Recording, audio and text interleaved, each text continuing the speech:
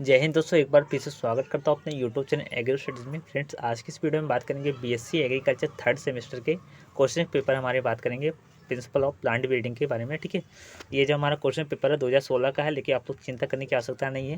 ठीक है, 2022 का भी पेपर प्रोवाइड करूँगा आप लोगों को। ठीक है, और 2023 का भी करूँगा। लेकिन आप लोग ध्यान दीजिएगा कि प्रीवियस ईयर से बहुत सारे क्वेश्चन आते हैं आप लोगों के मतलब पेपर में देखने को मिलते हैं, तो इसलिए मैं प्रीवियस ईयर का क्वेश्चन पेपर आप लोगों को सॉल्व करा रहा हूँ। ठीक है, और थोड़ा मतलब जो इंपॉर्टेंट रहेंगे उसके बारे में बताऊंगा। ठीक है, तो वीडियो को स्टार्ट करते हैं। इसमें दिया गया है, इसमें देखिए, इसमें बोथ क्वेश्चन एर कंपल्सरी, यानी कि सभी प्रश्न अनिवार्य है। इच क्वेश्चन कैरीज 5 पास, यानी कि प्रत्येक क्वेश्चन 5 नंबर के है। ठीक है, इसमें दिया गया दाता जनक क्या है, बीमारी अवरोध प्रश्न में यह किस तरह सहायक होता है। इसके बाद दिया गया दूसरे नंबर पर निम्नलिखित में से किन्हीं दो पर संचित टिप्पणी देखिए। जिससे हमारा स्वयं स्वयं परागण में अवरोध। ठीक है, इसके बाद एपोमिक्सिस तथा इसका फसल सुधार में महत्व। ठीक है, इसके बाद हमारा दिया गया है अंतः प्रजात का विकास एवं महत्व, अंतः प्रजात का विकास एवं महत्व। ठीक है, इसके बाद सेक्शन बी में दिया गया हमारा शॉर्ट आंसर टाइप क्वेश्चन है। इसमें लघु उत्तरीय प्रश्न दिए गए हैं। ठीक है, तो इसमें देख लेते हैं कौन कौन से प्रश्न आए गए हैं हमारे। इसमें दिए गए डिटेल सेलिंग उदाहरण सहित वर्णन कीजिए। इसके बाद देखिए पादप प्रजनन में हेप्लाइट का क्या महत्व है, हेप्लाइट का क्या महत्व, पादप प्रजनन में हेप्लाइट का क्या महत्व है। ठीक है, इसके बाद मुलर कौन थे, मुलर एक साइंटिस्ट है। ठीक है, इनका योगदान क्या था। ठीक है, और प्लांट ब्रीडिंग में इसका मतलब इनका योगदान क्या था, इसके बारे में लिखना है, लिख सकते हैं आप लोग। इसके बाद दिया गया विपक्षजीनी पौधे क्या है। इसके बाद द्विसंसेचन संसेचन क्या है। ठीक है, इसके बारे में लिखना है। इसके बाद दिया गया गुणात्मक लक्षण क्या है, दो उदाहरण प्रस्तुत कीजिए। गुणात्मक लक्षण के साथ मात्रात्मक लक्षण भी देख लीजिएगा आप लोग। इसके बाद दिया गया सोमैटिक संकरण का वर्णन कीजिए। इसके बाद दिया गया म्यूटाजेंस द्वारा आनुवंशिक की विविधता के बारे में लिखिए। ठीक है, इसके बाद हमारा प्रश्न पूछा गया, एक मिनट थोड़ा वेट कीजिए। बाह्य स्थित जर्म प्लाज्म संरक्षण क्या है। ठीक है, 9वें नंबर पर हमारा यह क्वेश्चन दिया गया था। ठीक है, इसके बाद हमारा प्रश्न हमारा दिया गया है क्लोन्स में आनुवंशिक विविधता कैसे उत्पन्न होती है, क्लोन्स में। ठीक है, how do genetics variations arise with in done. ठीक है, सॉरी क्लोन।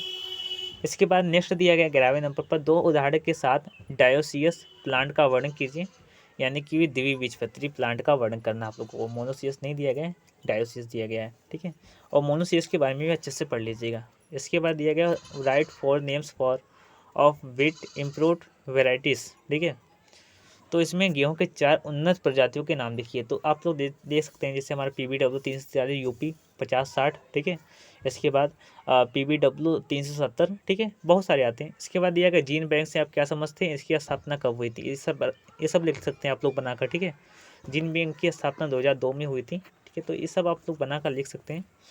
भारत में कहाँ पर है जीन बैंक। इसके बाद दिया गया द्विसंकरण में कितने अंतः प्रजात का प्रयोग होता है। नेक्स्ट प्रश्न दिया गया 15वें नंबर पर प्रजनक बीज किस तरह विकसित होता है। तो जो प्रजनक बीज होता है ये हमारा न्यूक्लियर सीड से विकसित होता है। ठीक है, और जो न्यूक्लियर सीड होता है ये हमारा पादप प्रजनक द्वारा तो प्रथम बार जो बीज तैयार किया जाता है उसे न्यूक्लियर सीड कहते हैं। और न्यूक्लियर सीड पे कोई टैग नहीं लगा होता, जबकि प्रजनक टैग जो बीज होता है इसमें गोल्डन येलो कलर का टैग लगा होता है। इसके बाद व्यतक्रम अवतिवर्ष की व्याख्या कीजिए। ठीक है, इसके बाद दिया गया what is secondary centre of diversity, यानी कि द्वितीय उद्भव केंद्र क्या है। इसके बाद हमारा नेक्स्ट प्रश्न दिया गया था 19 नंबर पर अंतः प्रजनन वास क्या है। ठीक है, अंतः प्रजनन यानी देखिए जो प्रजनन यानी कि जो हमारा जो ब्रीडिंग हमारा होता है वो दो प्रकार के होते हैं। एक पहला हमारा इन ब्रीडिंग एंड क्लोज ब्रीडिंग। ठीक है, तो अंतः प्रजनन एवं बाह्य प्रजनन। अंतः प्रजनन का मतलब क्या होता है कि मतलब 7 पीढ़ियों के अंदर ही जो क्रॉस करा दिया जाता है।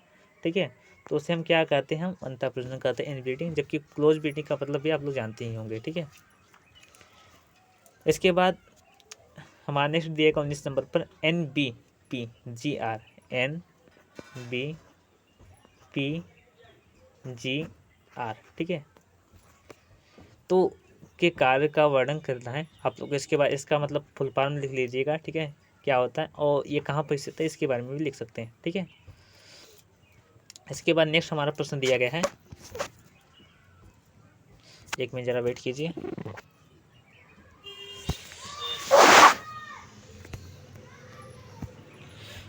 इसके बाद नेक्स्ट दिया गया हमारा LD50 क्या है, LD50 क्या है इसके बारे में लिखना है, ठीक है।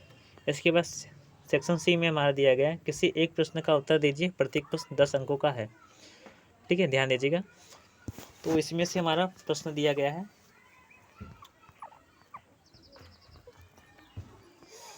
हाँ, पॉलीप्लाइड क्या है, पॉलीप्लाइड क्या है, उदाहरण के साथ एम्फीडिप्लाइड के उद्भव का वर्णन कीजिए, ठीक है, ध्यान दीजिएगा। इसके बाद नेक्स्ट हमारा प्रश्न दिया गया निम्नलिखित में से 4 पर संक्षिप्त टिप्पणी लिखिए। जैसे हमारा पहला हमारा दिया गया आनुवंशिक विविधता उत्पन्न करना, यानी कि creation of a genetic variability, ठीक है। इसके बाद द्विसंकरण, इसके बाद बीटी टॉक्सिन सॉरी, ठीक है, यानी कि बोथाइसिस और टॉक्सिन।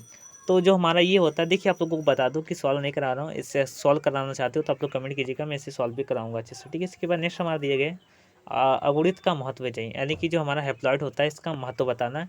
देखिए हैप्लॉइड होता है, डाईहैप्लॉइड होता है, ठीक है।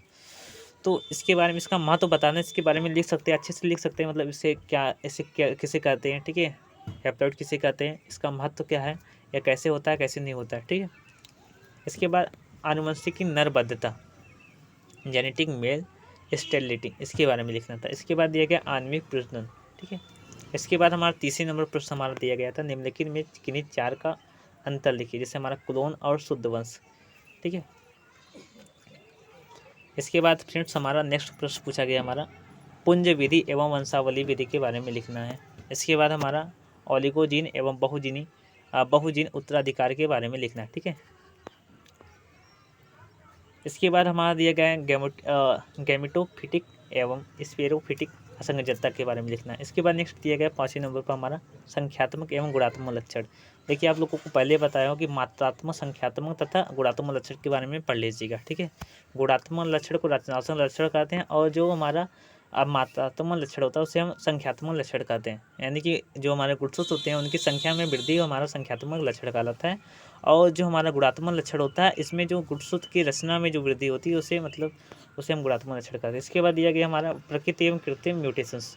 देखिए हमारा प्राकृतिक एवं कृत्रिम म्यूटेशन का मतलब क्या होता है कि उत्परिवर्तन, ठीक है, जीव में होने वाले अचानक परिवर्तन जो दृश्य रूप को प्रभावित करता है वो उसे म्यूटेशन कहते हैं। तो म्यूटेशन में 2 प्रकार के होते हैं, एक हमारा होता है प्राकृतिक, और दूसरा हमारा होता है आर्टिफिशियल, ठीक है। तो आर्टिफिशियल में मतलब कृत्रिम रूप से म्यूटेशन उत्पन्न करते हैं, और प्राकृतिक रूप से एक नेचुरल होता है, ठीक है।